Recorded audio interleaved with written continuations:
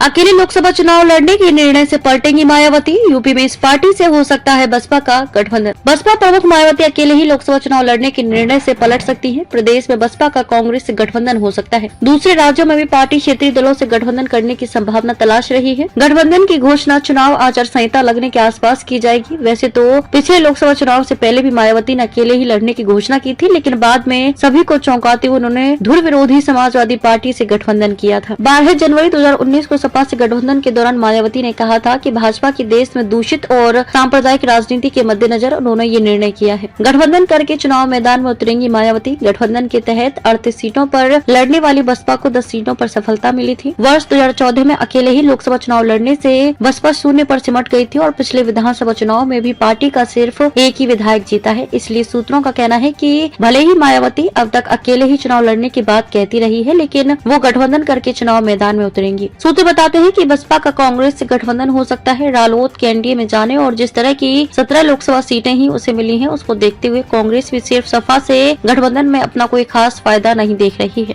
वैसे तो पहले से ये चर्चा होती रही है कि कांग्रेस सपा के साथ ही बसपा से भी गठबंधन करना चाहती है, लेकिन सूत्र बताते हैं कि मायावती तो सपा के रहते कांग्रेस से गठबंधन करने को तैयार नहीं है। ऐसे में कांग्रेस और सपा का गठबंधन संकट में भी पड़ सकता है। पश्चिमी उत्तर प्रदेश में हो सकता है फायदा। बसपा प्रमुख जैसा चाहेंगी वैसा करने को कांग्रेस तैयार बताई जाती है। जानकारों का कहना है कि कांग्रेस से बसपा के मिलने से दलित मुस्लिम गठजोड़ का दोनों ही पार्टियों को खास तौर से पश्चिमी उत्तर प्रदेश में फायदा हो सकता है। उल्लेखनीय है कि बसपा ने तेलंगाना राज्य में भी भारत राष्ट्र समिति (बीआरएस) से हाथ मिलाया है।